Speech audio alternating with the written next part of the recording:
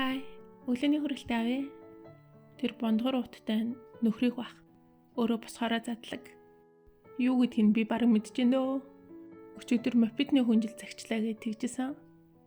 Одоо ер нь гадаа сэрүүсжээг болохоор мопед чи ингээ хурдтай явж байгаа штэ, урдаас нөхөдөө агаар цохиод ер нь ил гарсан хэсгүүд нь дараад байна гэд хүнжил аавна гэжсэн. Өчигдөр ажлынхын нэг хүн ажилдаа өглөө ирсэн чинь тэр нөө холоос ирдэг. Тэгээд нөө хурдтай моцил гунаад иртэмэл та. Тэгээд ороод ирсэн чинь хазар дээр нь ингээд нус нь хөлтөд нь алтцсан байсан гэсэн. Амар шижиг. Тэгээд нөхөр тэрийг харчаад за миний бас нус ингээд наалтчиж магадгүй эртгүй хүнжил авъя гэд. Өнөөдөр би гарч байр үзэх хэрэгтэй. Байрны зуучтай цагаа тохирсон байгаа. Өнөөдөр нэг 4 юм уу 5 байр үзнэ гэд. Тэгээд манай нөөгийн түрээсэлжээ байрны хугацаа болохоор 11 сарын дундуур дуусах байхгүй юу? Тийм болохоор тэр үеэрээ л байраа солих юм. Тийм болохоор одоо ингээд үзэх ганц нэг айлууд болохоор хүмүүс нь амьдарч байгаа. Тэгээд бас 11 сар гаргаад нүүн гэсэн айлууд ганц нэг үтсэн. Тийм болохоор айлын юм хувийн эзүүлс байгаа болохоор уг нөхөр бичлэгийн сайн хийгээд надад үзүүлээрэй гэдгсэн. Би тэгээд ямар айлын хүнээс зөвшөөрөл авахд ч жоохон төвхтэй байгаа юм чинь. Яаж тэгэл улаан цай гэр орныхын юм уу орд ирэн тэгэл хураагаагүй байхт. Бичлэгийг хийгээд авах дээ гэж бодоод угаасаа зарим үтсэн байрнуудынхаа бичлэг хийгээгүй.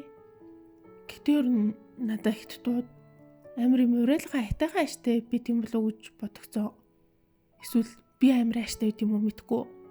Одоо жишээ нь гэхэд өмнө нь манайх ингээл 3-4 удаа байр түрээслэл нүүжсэн. Тэгэд ер нь түрээсийн хугацаа дуусгаар байрны зуучтай. За манайх одоо ингээд түрээсийн хугацаа дуусгаар нүүнээ энийг дахиж түрээслэхгүй энэ төргээ хэлэхээр за тэгвэл гарахаас ч өмнө нэг 7 хоног 2-7 өдрийн өмнө дараагийн чинь түрээслэх хүмүүст байраа чаа үзүүлжиж болохгүй энэ төргээ асуудаг байхгүй юу? Тэнгүүт нь би дандаа үгүй гэдэг үсэн за. Тэнгүүт нь ер нь ихэнх хэдтүүд ингээд амар уриалхан үзүүлждэг штеп. Байрны эзнээ нэг удаан тэгж хохирохгүй тул цөмөрөө та нарыг байхгүйд чинь уловч хүмүүсд гэрт ч ороод үсчихэл та гэх тийг гуйгаад идэг. Тэнгүүд нь би юу яриад байгаа үгүй манайх нийлх нойтоо хөвгтдээ. Тэгээ гадны хүү танихгүй хүн энэ төр оруулаад гэрээ үзүүлээд байх боломжгүй энэ төр хэд би дандаа зөвшөөрдгүйсэн за. Тэгсэн чи өнөөдөр ингээл байрны зуучтай хамт дотор нь хүмүүс амьдарч байгаа байрыг ингээ үзэхэр хүмүүс бүгд амар юм уриалхан. Тэгэд би энэ хүмүүс тэгвэл байрны эзэд нөөстэй юм байна гэдэг асуухлаар үгүй түрээсэл сууж байгаа утган манай хугацаа дуусаад гарчна уу гэж тэгдэг байж өөрт нь ямар ч хамаагүй юм дээр ингээд амар юм уриалхан туслаад байгаа. За би л өөрөө зөөжиг юм биш хайштай юм байна гэж бодсон шүү. Гэтэ тэр чинь бас надад нэг юм амгалан тайван байдал алдагдуулаад байгаа юм шүү. Төвхтэй санагдаад идэм юм. Өнөөдөр тэгээд нэг айл руу орж утсан за. Тэгсэн чинь нэг 2 залуу байсан. Тэр хоёр одоо яаж амьдраад байгаа юм бэ? Хоёр өөрөө байр за. Тэгэд ингээд байрны зууч бит хоёр яг ингээд хаалгаар нь орсон ч л бараг тухмхан дээр лазер яваад амаа хайшээ. Тэгээд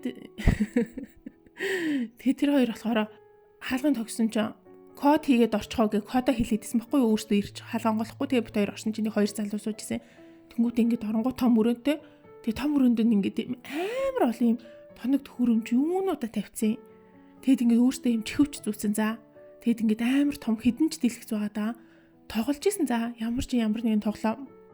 Тэгэд хөшгөө ингээ хаагаад хав харуулгацсан. Тэнгүүтээ баахан лазер гэрэлч хийдэн юу юм бэ тэр одоо мэдгүй. Би ямар сайхан гар үдэ гэж бодоод тэгсэн чинь нөгөө хоёр чи ингээ асаагаад өөртөө яваад үсчихээ гэ. Тэгээд угаасаа тэр байрыг харсан чинь уг нь байранд дайжгүй. Гэтэ тэр хоёр юм байж байгаа байдал гэсэн чи босод өрөөнүүдэд нь за аль аль нь ингээ нэг өрөөнд унтдаг болтой.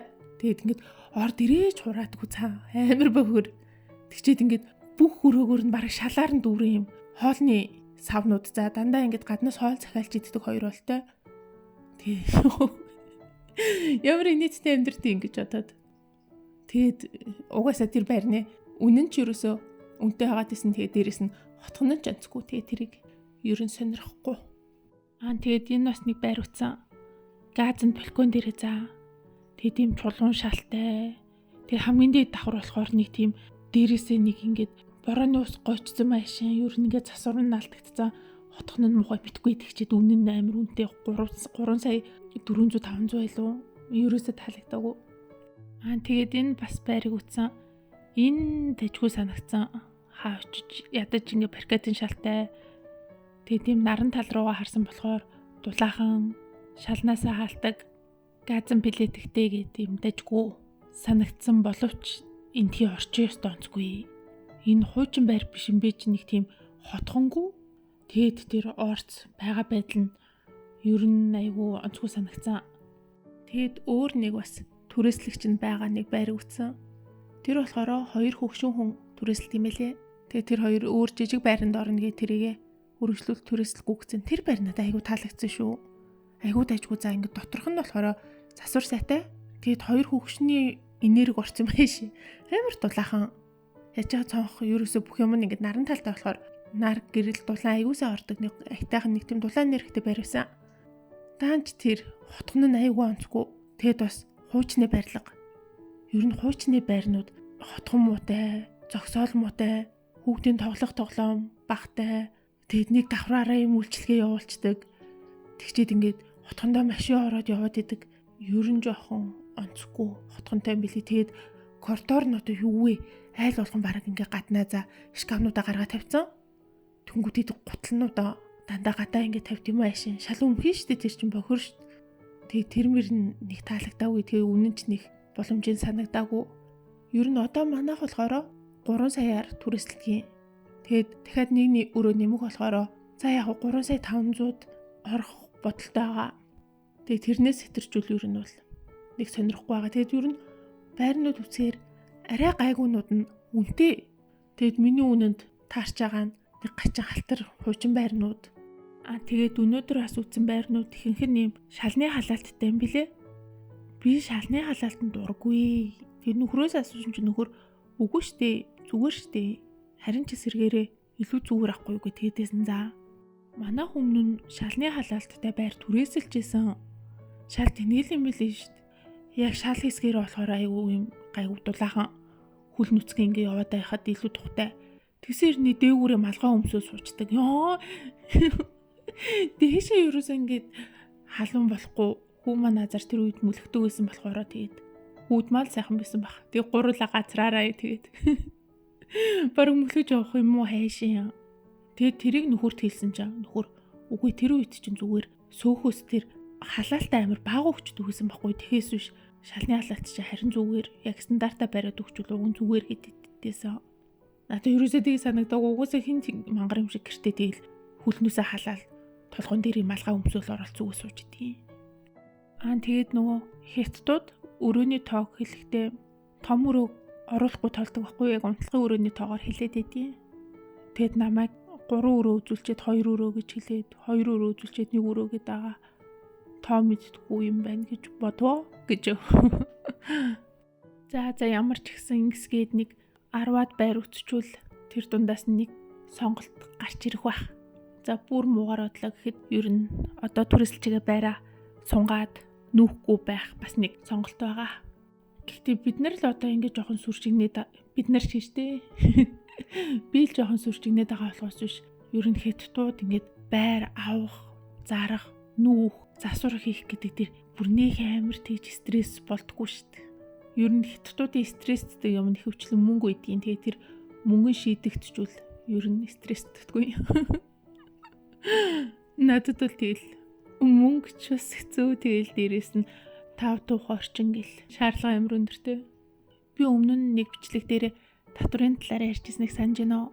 Хятадууд цалингаасаа байрны хуримтлалын сан үсгдэг гэд тэр нь болохоор айгүй зүгээр заа. Ер нь тэр айгүй гоё. За тэрийг хэлчихье за. Одоо цалингийн ихэнхдээ хот болгон ондоо үдийн Бээжинд за нэг 10% гэж бодчих. Цалингийн 10% хуримтлалын сандаа заавал төлнө. Тэгэнгүүт компаниас яг тэр 10% чинь дүнтэй таарсан яг ижилхэн мөнгийг гаргаад хуримтлалын санд хийчихнэ. Одоо хуримтлалын санд цалингийнхаа 10% болох сая төгрөгийг хийлээ гэж бодоход хуримтлалын чинь дансанд 2 сая төгрөг орчихно гэсэн үг сар болгон. Тэгэд тэр мөнгөөрөө байр авах, байр түрээслэх, байрны засвар үйлчилгээ хийх, офис түрээслэх зэрэг юм байртай холбоотой зардлуудад гаргадаг. Тэрний амар гоё яг ингээ анзаараад байхад хятадууд ч бас тэрэндээ амар туртай болохоор тэрийгээ тэгээд бас ашиглаж чаддаг болохоор ингээд нүүц суухныг асуудалгүй. харьцангуй хөнгөн хандаад ах шиг санагдтiin. Гэхдээ нөхөр маань бол цалингаасаа яг байрны хуримтлалын санд төлдөггүй мөө? Гадаад хүмүүсийг төлөхийг зөвшөөрдөггүй юм. Угаасаа тэгэд ямар энд насаараа амьдраад байр савтай болох шаардлагатай биш гэж боддог доо. За бай.